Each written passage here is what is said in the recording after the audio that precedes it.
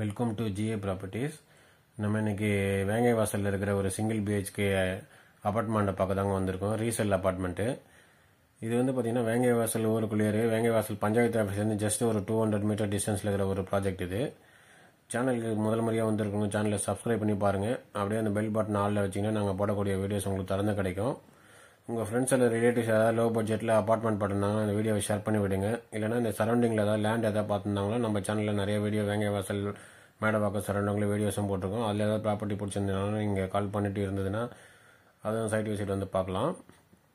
இது எங்கே வருதுன்னா வேங்கை வாசல் பஞ்சாயத்து ஆஃபீஸ்லேருந்து ஒரு 200 மீட்டர் டிஸ்டன்ஸ்லேயே இருக்குங்க. இதுதான் வேங்கை வாசல் பஞ்சாயத்து ஆஃபீஸு.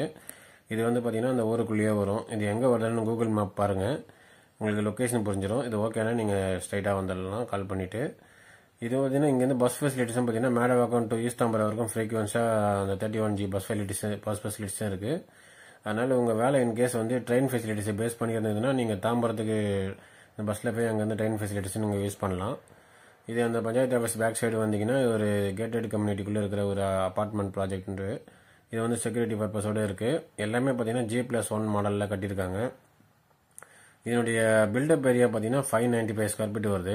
இதனுடைய யூடிஎஸ் பார்த்தீங்கன்னா 342 ஸ்கொயர் ஃபீட் வருது. இது வந்து ஒரு நார்த் பேசிங்கை பார்த்த மாதிரி இருக்கிற ஒரு ஃப்ளாட்டு. இதுக்கு ஓனர் கோட் பண்ணுற ரேட் பார்த்தீங்கன்னா 24 lakhs. ப்ரைஸ் வந்து ஸ்லைட்லி நெகோஷியபிள்.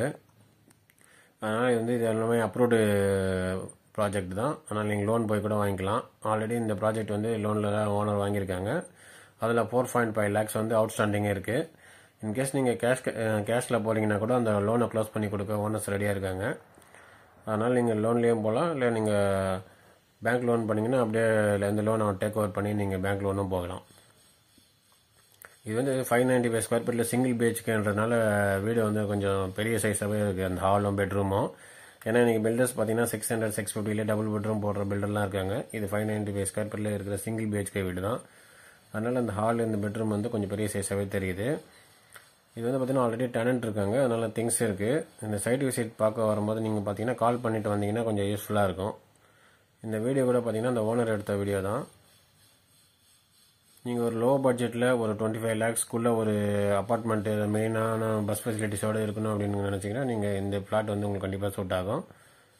இந்த ஹாலை ஒட்டின மாதிரி பார்த்தீங்கன்னா பேக் சைடில் ஒரு கிச்சன் இருக்குது. நல்ல காம்பேக்ட் சைஸாகவே இருக்குது. சிங்கிள் பெட்ரூம் தேவையான அளவில். இந்த ஃப்ளாட்டுடைய ஃப்ளோர் பிளான் டீட்டெயில்ஸ், அதாவது கிச்சன், இந்த ஹாலுடைய சைஸ், பெட்ரூமுடைய சைஸ், இதெல்லாம் பார்த்தீங்கன்னா நீங்கள் ஃப்ளாட்டு பிடிச்சிருந்தீங்கன்னா நீங்கள் சிட்டிங்கில் ஓனர்கிட்ட ஸ்ட்ரைட்டாக கேட்டு தெரிஞ்சுக்கலாம்.